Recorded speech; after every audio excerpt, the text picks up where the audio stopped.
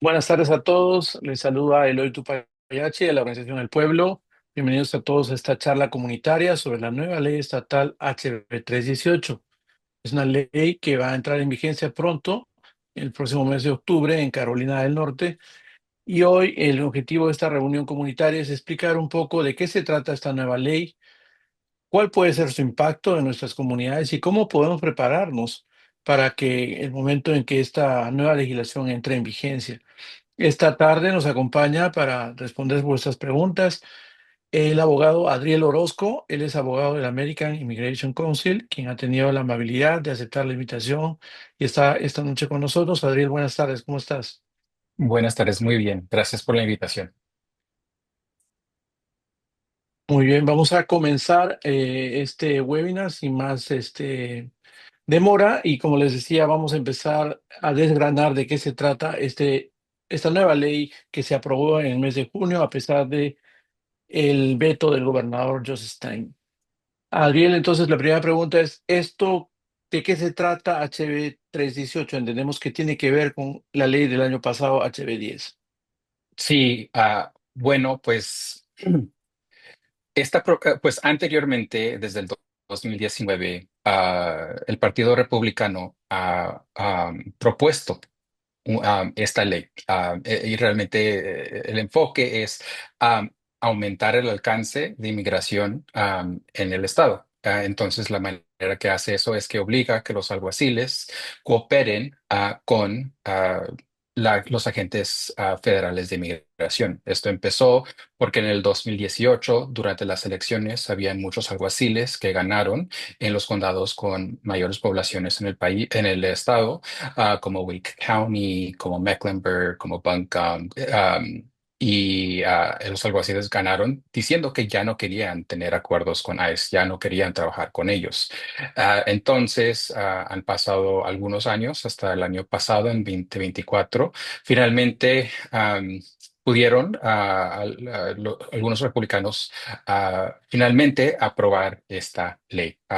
Y también han habido algunos demócratas que han ayudado a votar a favor de estas leyes de HB 10 y HB 318 ya este año, para anular el veto del gobernador, porque el gobernador Cooper el año pasado vetó la HB 10, pero la legislatura está controlada con una supermayoría de republicanos o algunos demócratas que les ayudan a conseguir esa supermayoría.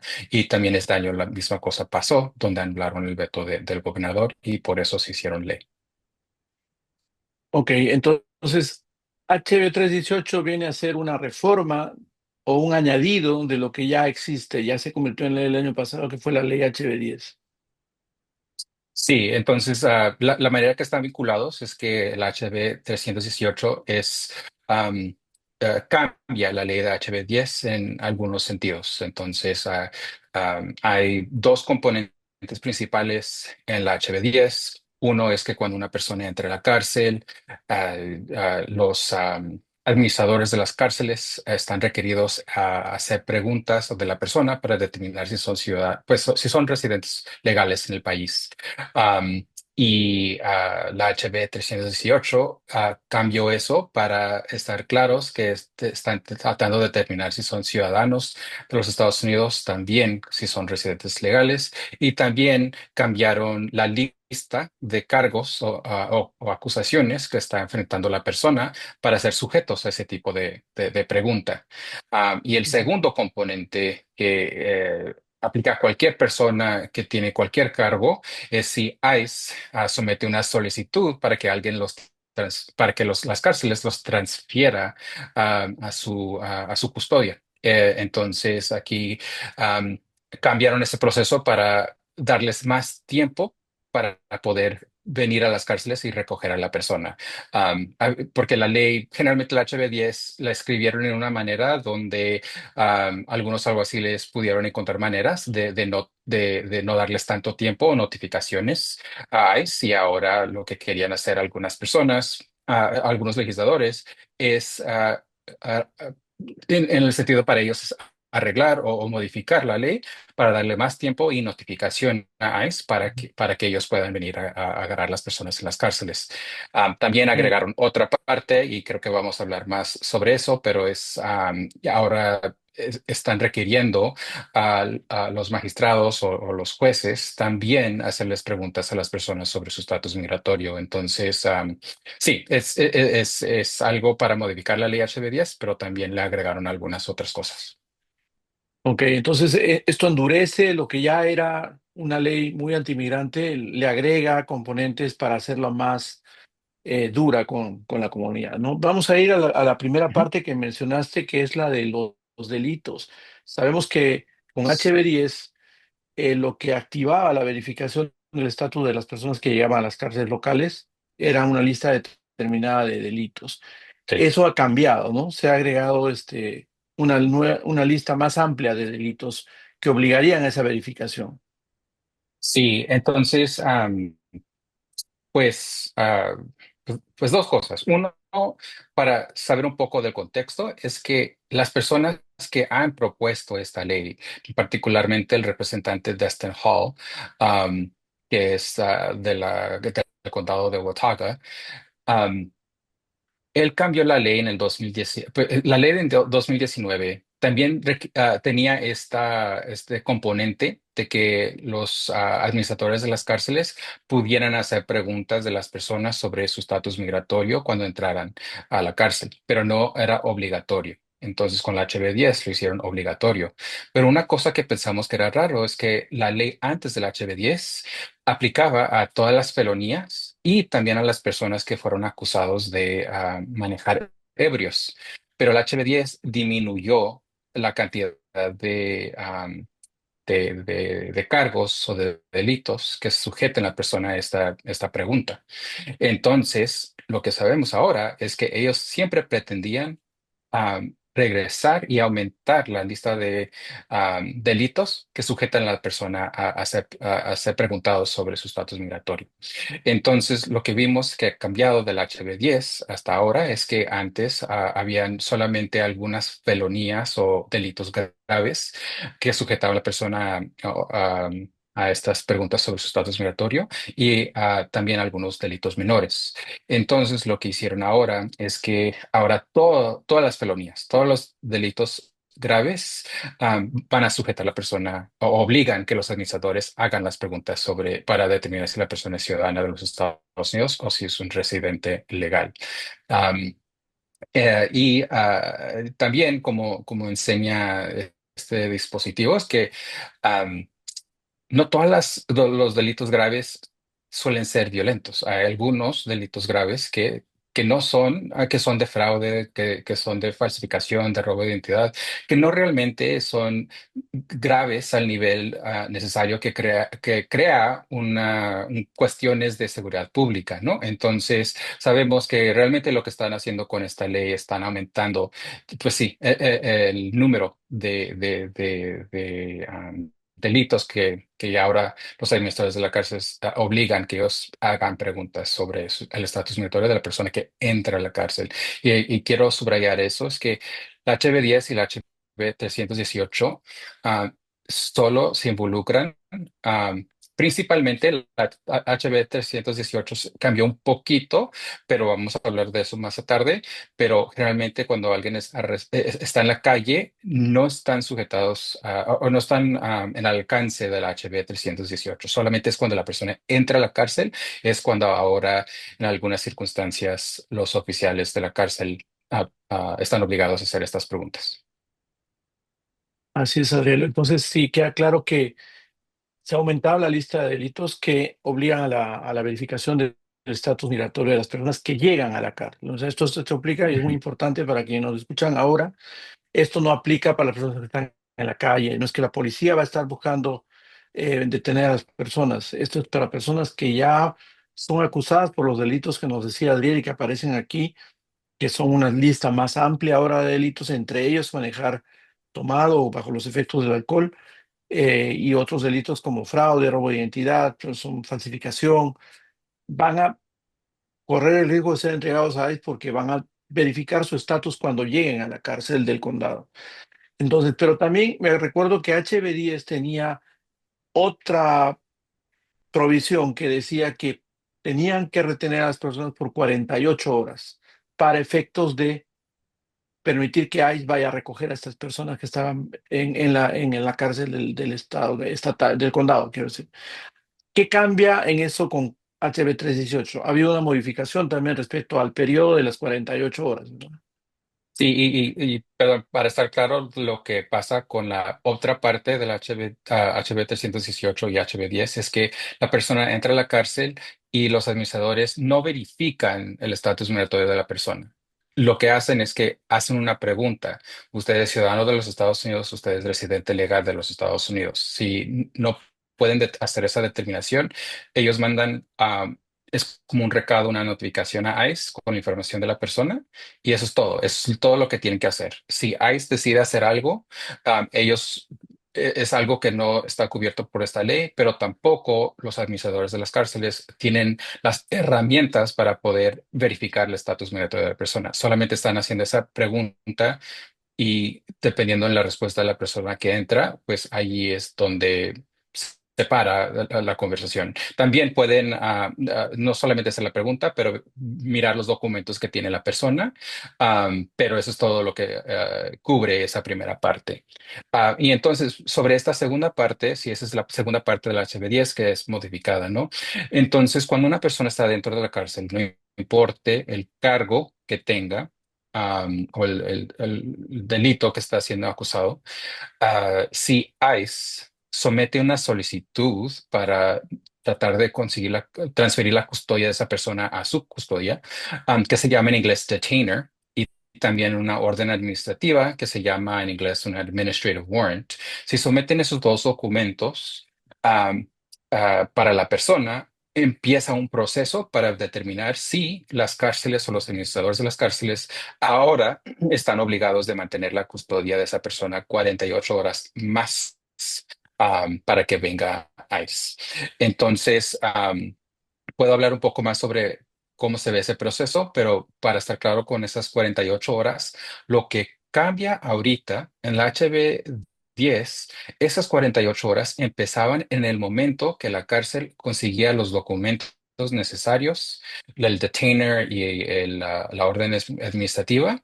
um, Empezaba en ese momento. Entonces, podía ser que la persona estaba dentro de la cárcel, porque no pudo pagar su fianza, para su caso estatal o local, y pasaban esas 48 horas durante ese tiempo y ya se vencían. Entonces, ya los administradores de las cárceles ya no estaban autorizados de continuar a mantener la custodia de la persona.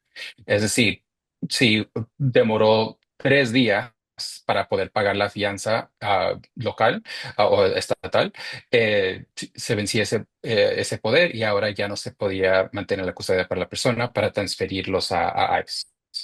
Entonces, lo que hace el HB 318 es cambia el momento en cuanto esas 48 horas empiezan a contar.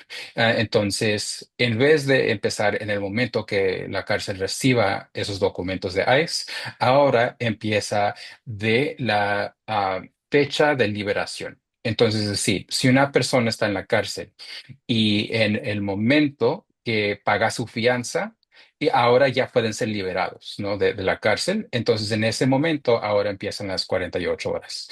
Entonces, esencialmente está enlargando el tiempo de que la persona está detrás, pues sí, en la cárcel, para que ICE pueda venir y recoger a la persona. Y es verdad, entonces esto va a extender en la práctica el tiempo que la gente pueda pasar detenida a la espera de que ICE haga algo, actúe, ¿no? Emita un retainer o vaya a buscar a la persona. Y hay Sí. otra parte que se agregó en este proceso que ocurre dentro de las cárceles, de nuevo, es que le han agregado una parte para que también los magistrados que se encargan de manejar el proceso de los detenidos en las cárceles, pues tengan que también notificar a ICE o hacer un proceso para verificar si la persona que está pidiendo una fianza o algo, una manera para salir, tiene estatus migratorio o no. Sí, entonces, parte del proceso cuando uno entra a la cárcel es que, pues, la ley en Carolina del Norte requiere que la persona se lleve enfrente de un magistrado, es como un juez, pero mm, a un nivel más bajo, digamos. Pero también está en una corte y ese magistrado debe determinar si la persona fue arrestada debajo de la ley correctamente y dos, determinar si esa persona debe de continuar en detención. Entonces, si ellos determinan que no merece ah, continuar en detención porque no es una amenaza a la seguridad pública y que tiene vínculos al Estado, entonces va a continuar con su caso ante las cortes. Entonces, ellos pueden poner condiciones para que la persona pueda salir. Puede ser que decidan que solo le van a decir a la persona regrese porque nosotros pensamos que va a regresar y continuar con su caso con su propia voluntad. Puede ser que le pidan una fianza para asegurarse que sí van a continuar.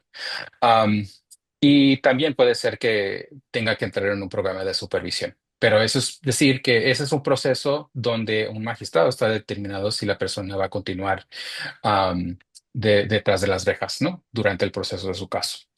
Entonces, lo que es HB 318 hace, que es completamente nuevo, comparado al HB10, es que está requiriendo que el magistrado ahora también haga preguntas para determinar si la persona es ciudadana de los Estados Unidos o residente legal, si son acusados de la misma lista de delitos que aplicaba allá en la cárcel.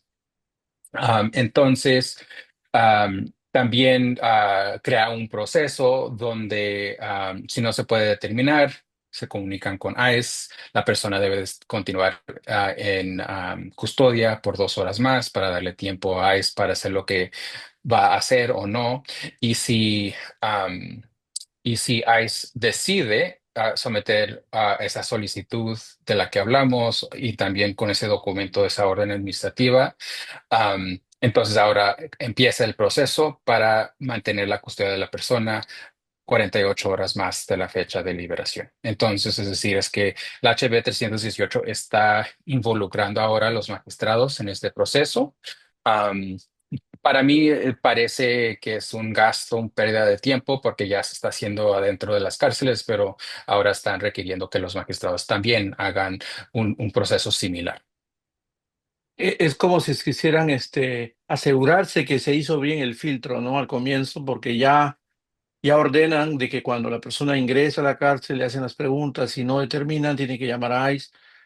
Y por si la persona ya pasó por ese proceso y cuando ya va a ser liberada, el magistrado va a decir si la libera, de nuevo le hacen la revisión solo para, es como que es un doble filtro que están creando, ¿no? Para asegurarse que han chequeado el estatus migratorio de la persona detenida. Sí, Y bueno, así Adel, es. y Realmente hay una, una bueno, pérdida de sí. tiempo y gasto de los recursos del Estado. Sí, pero bueno. Te iba a preguntar sobre la otra parte que agrega esta ley a lo que ya sabíamos que aplicaba con HB10, que es ahora le obliga a los alguaciles a notificar a ICE antes de liberar a las personas, ¿verdad? Sí, así es. Entonces,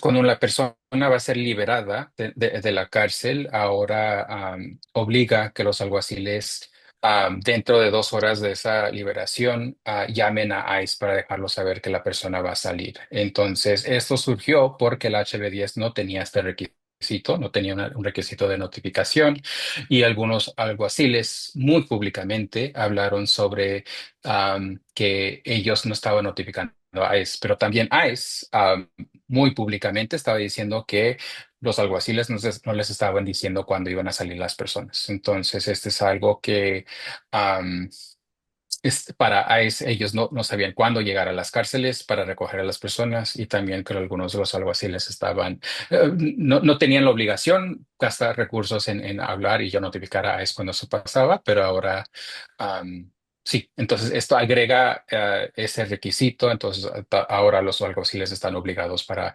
notificar a ICE dentro de 2 horas de la liberación de la persona.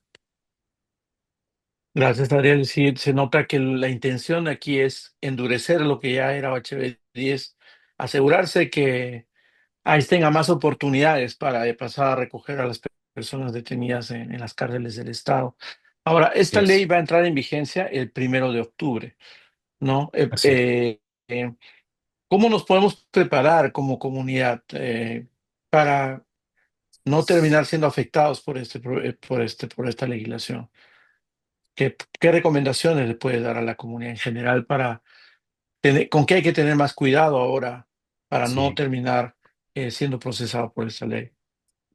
sí, creo que, bueno, para toda la gente que posiblemente tiene un estatus migratorio donde ellos piensan que posiblemente corren riesgo de ser transferidos a ICE, es bueno hablar con un abogado de inmigración o por lo menos 2 o 3. Yo siempre digo que hablen con varios porque después puede determinar si tiene confianza en la persona, si es fácil comunicarse con ellos. Entonces, eso es realmente la cosa principal. Traten de ver si pueden hablar con un abogado de inmigración.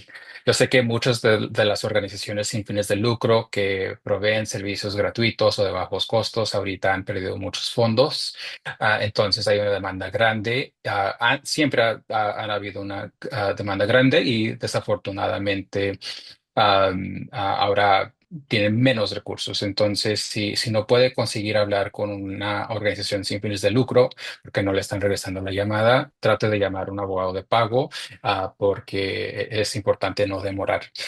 También en el mismo vano, si piensa que posiblemente algo puede pasar, trate de guardar dinero porque puede ser que sea elegible para una fianza si los transfieren a un centro de atención de inmigración.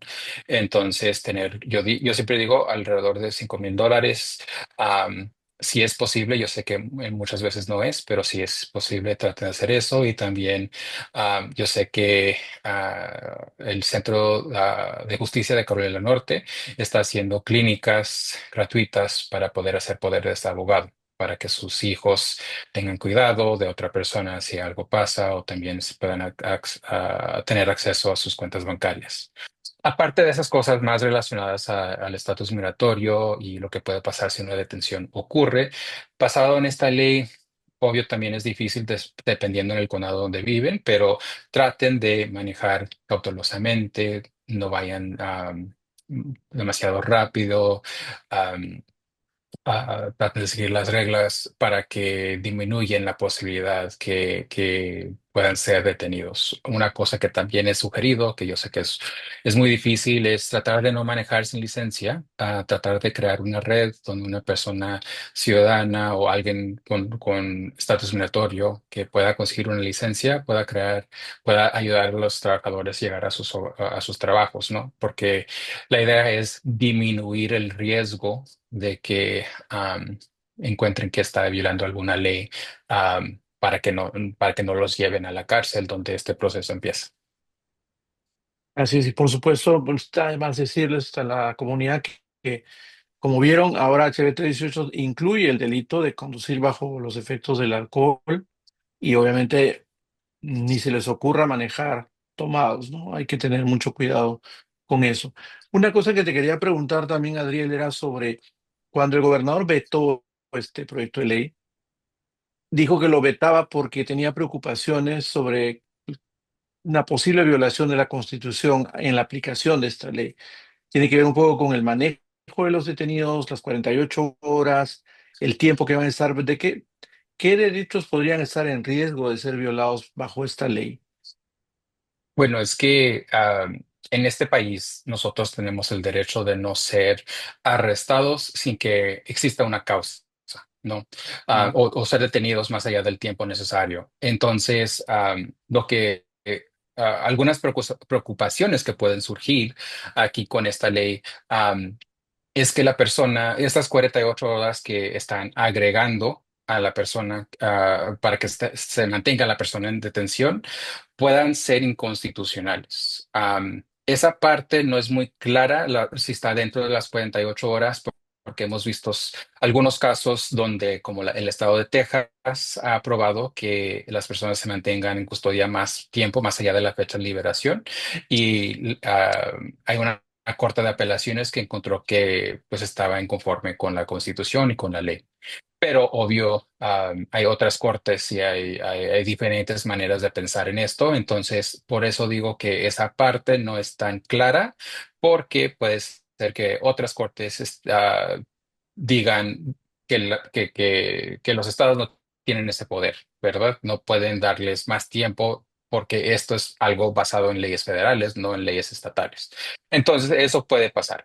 Pero también hay otras preguntas sobre esta ley, ¿no? Entonces, cuando digo para primera parte, que donde si la persona es acusada de una lista de delitos y empieza esa obligación de hacer la pregunta sobre si es ciudadano o si es residente legal, la ley de Carolina del Norte no define qué es residente legal. Entonces, en las leyes de inmigración a nivel federal hay un término, residente permanente legal, que es una persona que tiene una tarjeta verde o que está aquí residiendo o viviendo en los Estados Unidos permanentemente, pero eso no es igual. También debajo de las leyes de inmigración federal es que hay muchas maneras que una persona puede estar presente en los Estados Unidos con autorización durante que su caso esté pendiente, que estén asesorando su caso.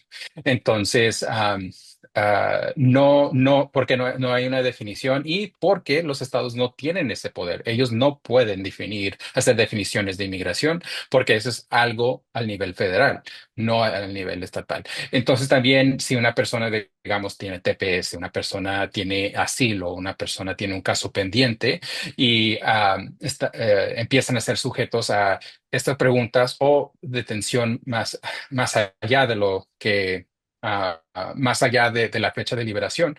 Puede ser que ellos ahora tengan un caso contra el Estado y contra los alguaciles por mantener la custodia de ellos más allá de lo que es autorizado debajo de la Constitución.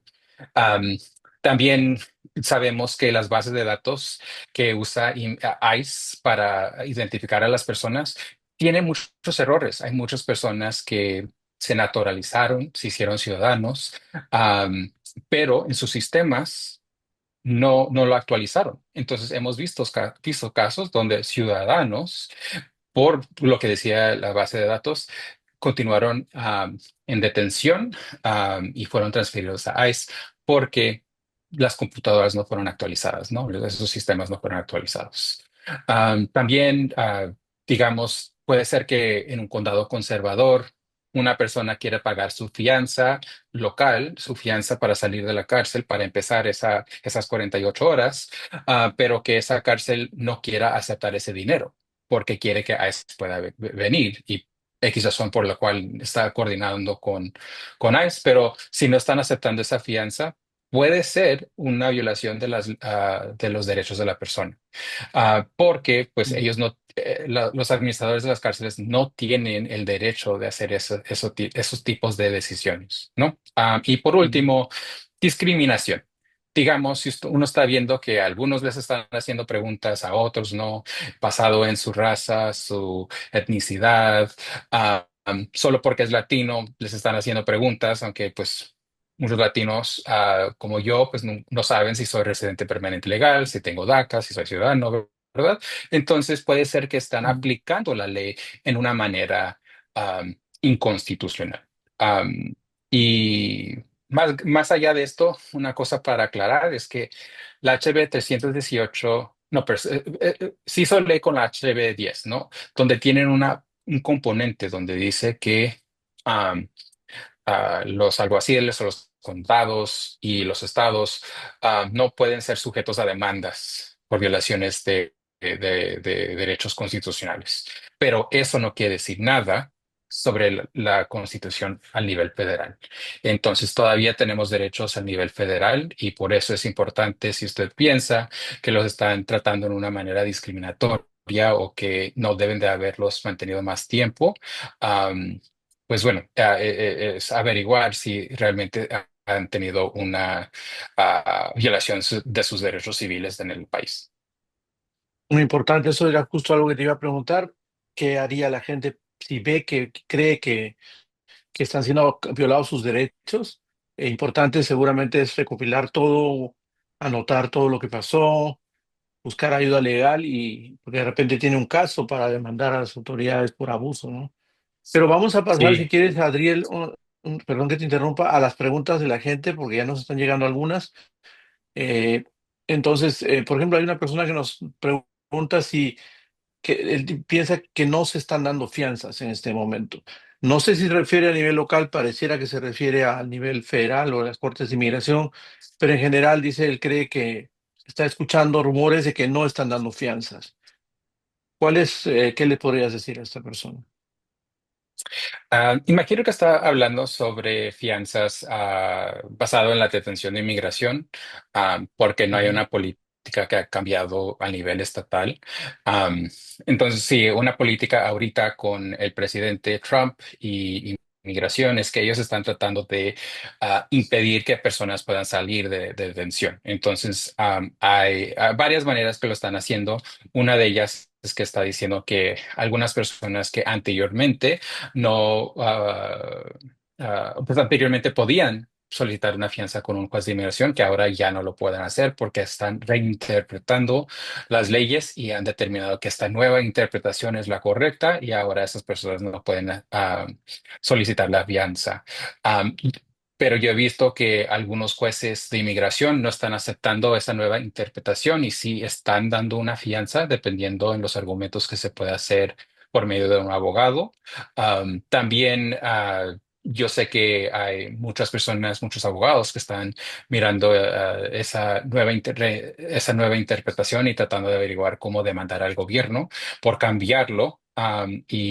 Pues en nuestro pensar es que lo está interpretando de una manera incorrecta y lo está haciendo para poder impedir que las personas puedan solicitar la fianza.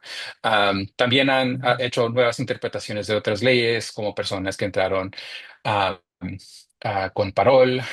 También están tratando de sujetar a esas personas a detención mandatorio. Entonces hay diferentes cosas que están pasando, pero lo importante es, porque dado en las circunstancias de la persona, puede ser que puedan hacer diferentes tipos de argumentos. Entonces, sí, Ujú. eso es lo que está pasando, pero cada día hay nuevos casos que se están presentando ante los jueces de inmigración para tratar de pelear contra esta aplicación de la ley.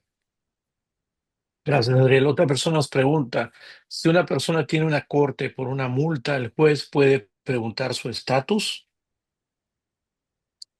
Am, entonces, normalmente eso no ocurriría si está en una corte estatal, am, porque una multa, su estatus migratorio no está relacionado a la multa. Su estatus migratorio sí puede surgir durante el caso, si hay un impacto en el delito, si lo encuentran culpable o si se hace culpable. Puede ser que le impacte en tratar de conseguir un estatus migratorio y en esa situación puede ser que sí surja en la conversación, pero si solamente es una multa no debe de hacerle esa pregunta. También Mm. siempre si tiene una duda puede hacer la pregunta al juez. ¿Eso es relevante? ¿Por qué es relevante? Le tengo que decir y después si todavía piensa que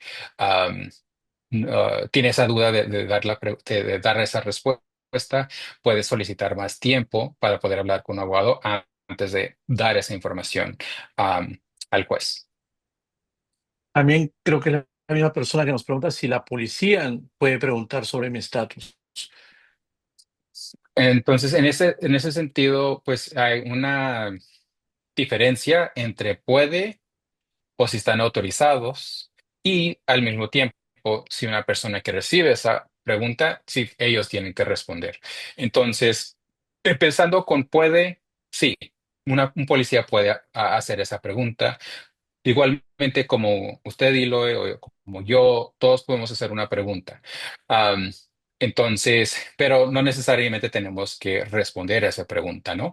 Entonces, mayormente cuando una persona está manejando y lo pararon por una infracción de tránsito, su estatus migratorio no es relevante. Entonces, no tiene que hacer esa pregunta, pero igualmente, como dije con un juez, también si está en esa situación, puede hacerles las preguntas al policía.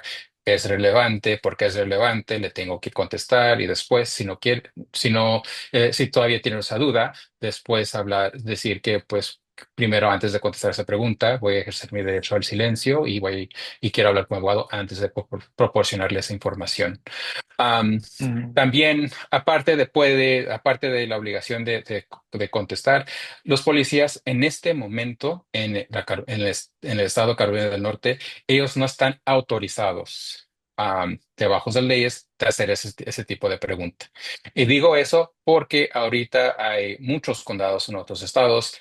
Principalmente estamos viendo esto en la Florida, también en Texas, ah, donde policías están entrando en acuerdos debajo del programa 287G con el gobierno federal, donde están autorizando a los policías ahora a hacer este tipo de pregunta en las calles.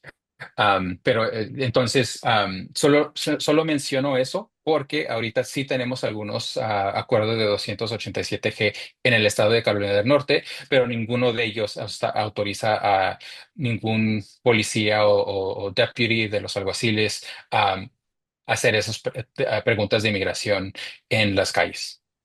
De momento todo es en las cárceles, ¿verdad? Todo esto que estamos hablando pasa en las cárceles, cuando la persona es detenida en una cárcel. Ok.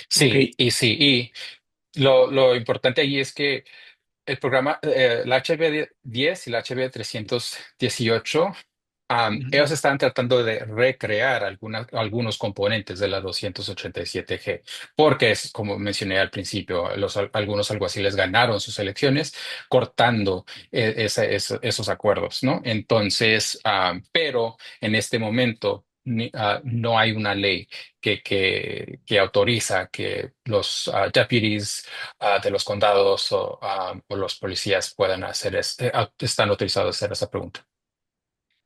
Ok, Miguel nos pregunta, si tengo un caso por meter de asilo, o sea, parece que va a presentar un caso de asilo, ¿me puede pasar algo? Me imagino que habla de los riesgos de presentar una solicitud de asilo en este momento.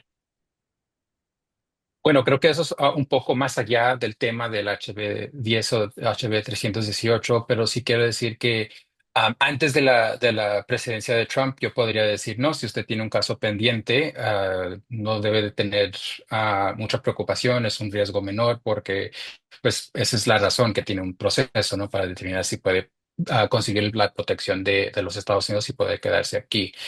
Desafortunadamente, lo que estamos viendo es que hay personas que tienen casos ante la Corte de Inmigración, ya tienen una aplicación pendiente, donde ellos sí están siendo detenidos. Entonces, es algo, ahorita realmente hay mucha incertidumbre en el sistema de inmigración.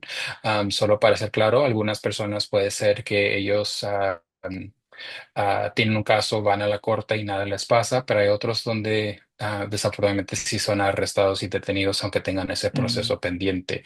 Entonces, si tiene un abogado de inmigración, es importante hablar con ellos para ver cómo disminuir los riesgos para usted.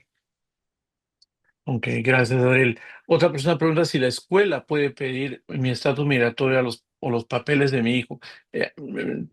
Creo que es la última pregunta que no tiene que ver con el tema que vamos a decir, pero quería que respondas un poco sobre esto también. Sí, entonces las escuelas, normalmente eso no es relacionado con Ujú. la necesidad de que su hijo o hija esté en la escuela. Entonces, si tiene alguna duda, hacer esa pregunta otra vez para esas preguntas, ¿no? Si es necesario, por qué es necesario, am, y después de allí determinar si es adecuado proporcionar esa información. Algunas veces puede ser que lo soliciten dado a un tipo de beca que tiene la escuela, pero mayormente no creo que eso es necesario, porque normalmente lo que quieren saber las escuelas es la identidad de los padres, cómo comunicarse con los padres, dónde están viviendo los hijos, que los hijos están siendo cuidados bien y que están yendo a la escuela, ¿no? Entonces, normalmente eso no debe de ser relacionado, especialmente porque debajo las leyes de los Estados Unidos, todos los niños, no importa su estatus migratorio, tienen derecho a la escuela desde el kinder hasta los fines de la secundaria o del high school. Gracias, Adriel. Ahora sí nos preguntan algo que tiene que ver con la ley. Nos pregunta alguien cuáles policías o qué policías van a aplicar la nueva ley a partir de octubre. Aquí creo que hay una confusión, podemos aclararla de nuevo, que esto no es en las calles, no es con la policía, ¿verdad? Exactamente. Entonces, en Carolina del Norte tenemos 100 condados. Entonces, cada condado tiene su alguacil y los alguaciles mayormente son los encargados de administrar o manejar las cárceles. Entonces, esta ley en práctica se aplica más a los alguaciles. Algunas instancias, los policías puede ser que ellos tengan un centro de detención pequeño, temporal, antes de llevar una persona a la cárcel donde están los alguaciles, pero mayormente las cárceles son administradas por los alguaciles. Entonces, esto aplica más a los alguaciles. Y dado a que está dentro y enfocado de la cárcel, esto no aplica a los policías, dado a que ellos realmente están más encargados de monitorear la comunidad, arrestar a las personas que están violando algunas leyes y después los transfieren. Si se arrestan a alguien, transfieren a esa persona a la custodia al alguacil cuando los llevan a la cárcel. Ok, perfecto. Y justo esto responde ya a la otra pregunta que teníamos acá, que es si esta ley era solo para las cárceles. Como hemos dicho ya antes, lo acaba de decir Adriel, HB 318 está enfocado en las cárceles.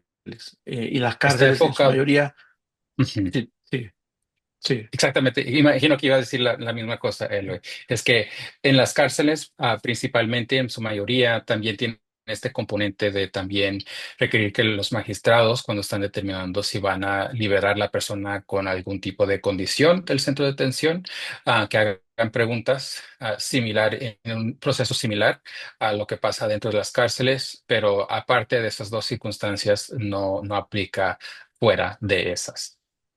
Ujú. Ok. No veo por ahora más preguntas. Yo tenía una pregunta para ti, Adriel.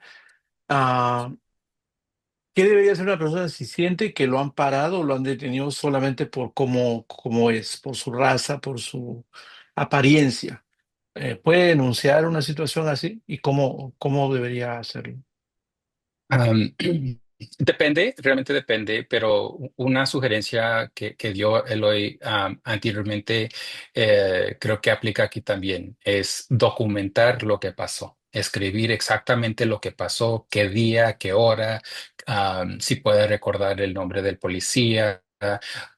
Si ha visto ese policía anteriormente, porque en algunas áreas más rurales, hay policías que se conocen más, ¿no? Entonces, tratar de documentar todo lo posible.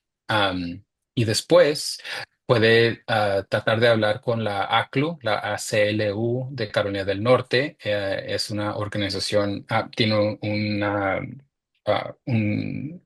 como un chapter, una parte, una organización vinculada a la organización federal, y posiblemente ellos le pueden ayudar con una demanda sobre que sus derechos civiles fueron violados.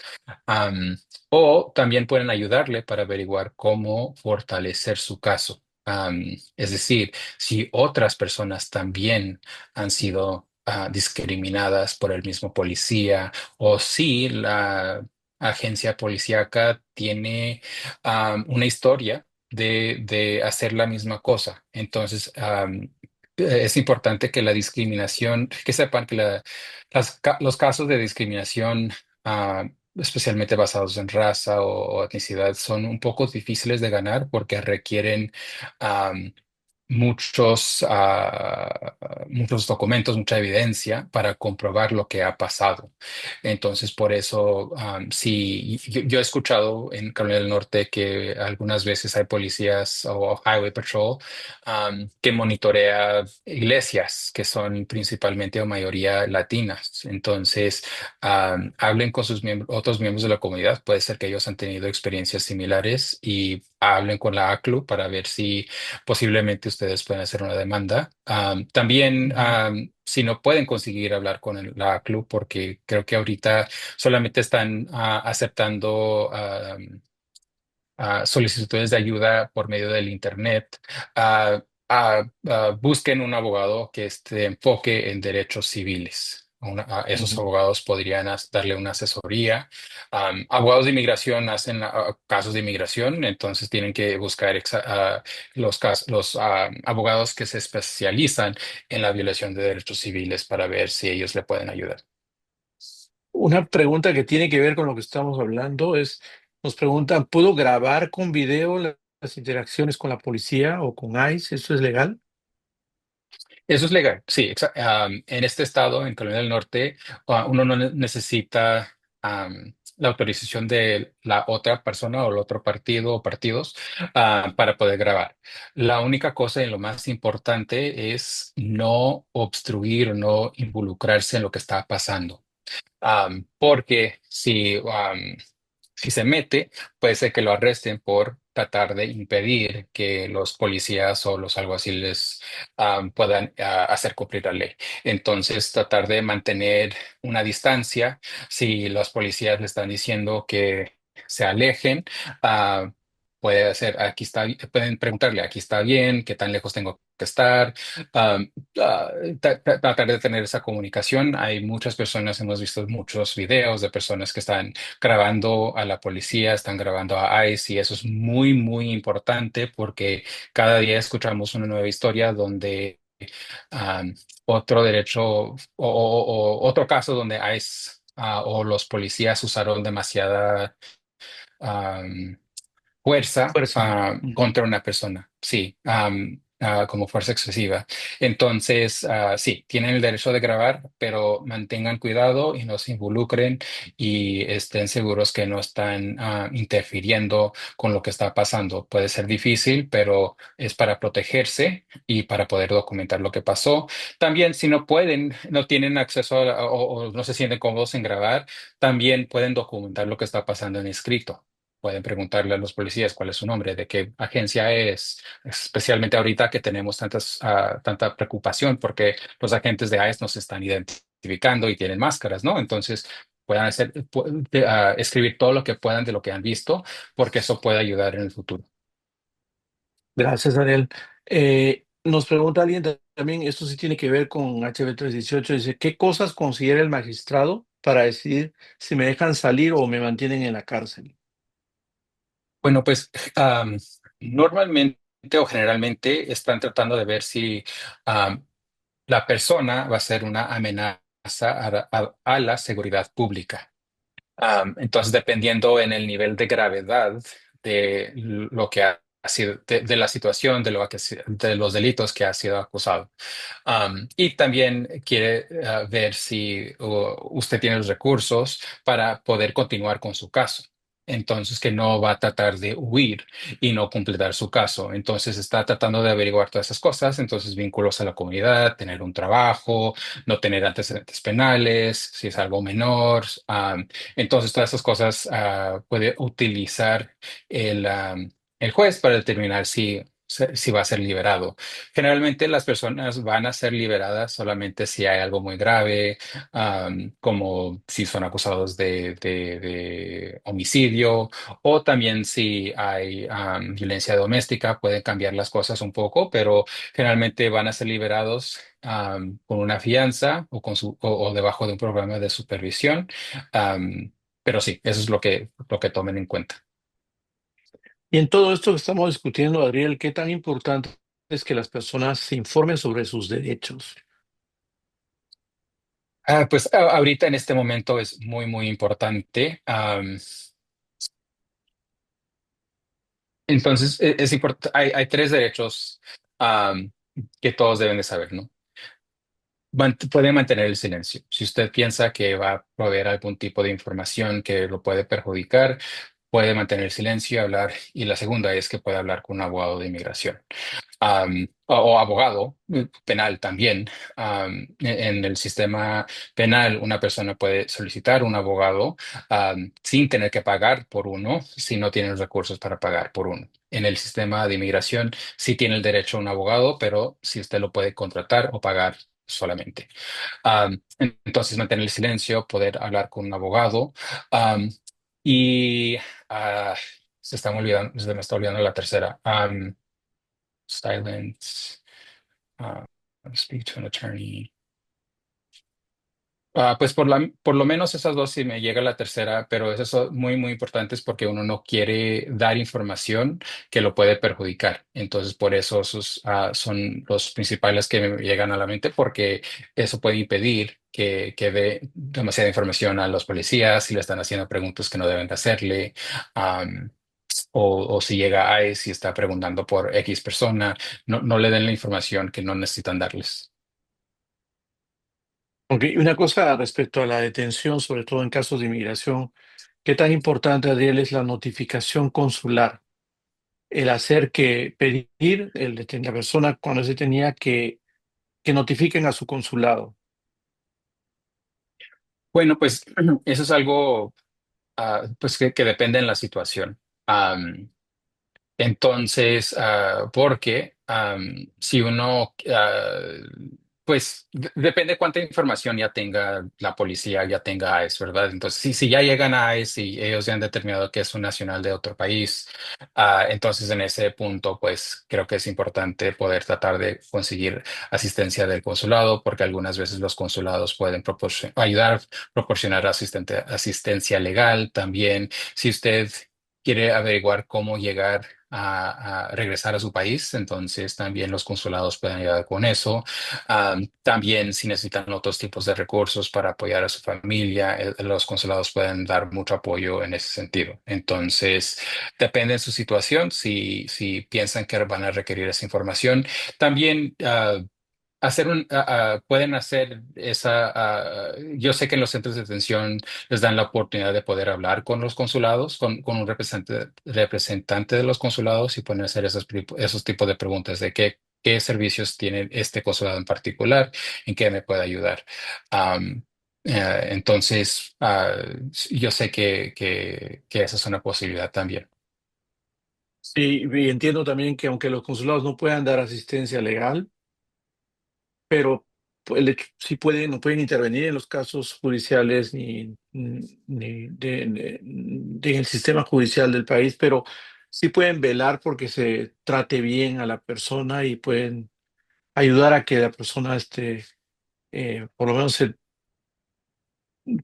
tenga un destino final de volver a su país, ¿no? Que no lo termine mandando a otro lugar o, o se violen sus derechos, ¿no? Que no tenga comunicación con su familia. Pero bueno, quería Y también preguntar. la cosa importante es decir que también algunos consulados tienen programas donde ellos están contratando con servicios legales, entonces posiblemente los pueden conectar con Sí. esos tipos de programas, pero sí está en lo correcto, Eloy, que no Ujú, pueden intervenir por causa de que es una misión diplomática, ¿no? Con otro ujú, país.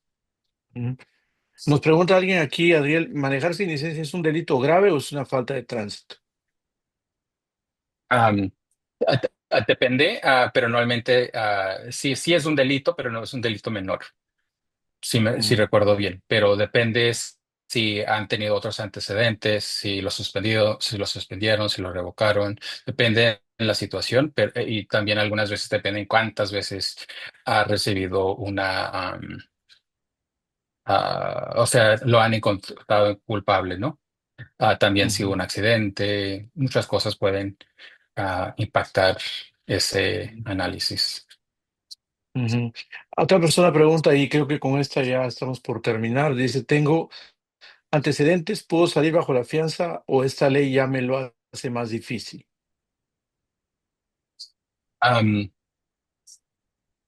Esto no cambia lo de la fianza. Realmente lo que está cambiando es la notificación, la relación con ICE. Ujú. Entonces, digamos, si uno puede, entonces, ah, si uno llega a la cárcel y habla con el magistrado piensa, bueno, pues usted ha vivido en este estado por 10 años, tiene un buen trabajo, tiene familia aquí, que ellos van a la escuela, entonces no pienso que es necesario que usted tenga que pagar una fianza para salir, o que tenga que o les vamos a hacer una fianza pequeña, pues dada la gravedad de lo que pasó. Entonces, eso no cambia, ese asesoramiento estatal o local, a nivel local, no ha cambiado.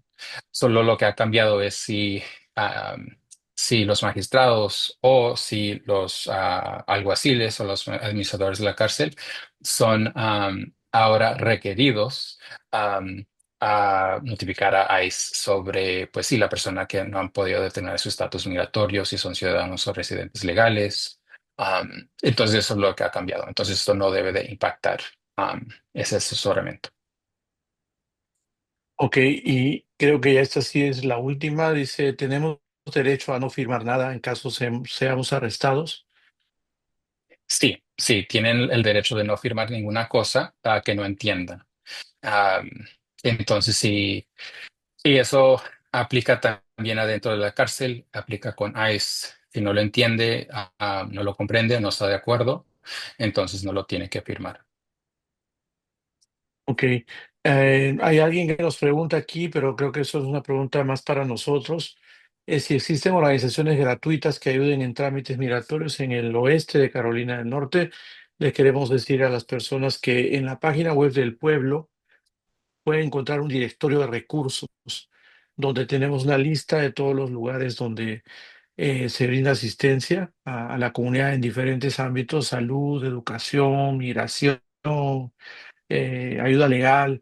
Así que les invito a que visiten nuestra página web y encuentren nuestra guía de recursos.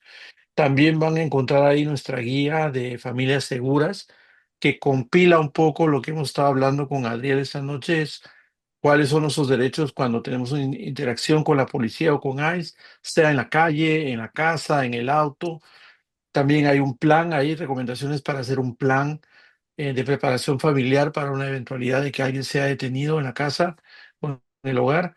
Así que les invitamos también que visiten elpueblo.org. Ahí van a encontrar toda la información de la que estamos hablando. También van a encontrar información resumida de este proyecto de ley que se va a convertir en ley el 1 de octubre. Y también en nuestro canal de YouTube podrán ver la repetición de este webinar o charla comunitaria con Adriel Orozco y otros eventos en el pasado donde hemos discutido temas que van a impactar a la comunidad. Así que les agradecemos a todos por haber tomado parte de esta charla, y también le agradecemos a Adriel por estar presente el día de hoy con nosotros, tomarse su tiempo para responder preguntas. Gracias, Eloy. Sí, estamos entonces terminando en este momento esta reunión comunitaria sobre el nuevo proyecto de ley HB 318 que se va a convertir en ley el 1 de octubre. Les pedimos a las personas de nuevo que se mantengan informados de lo que está pasando.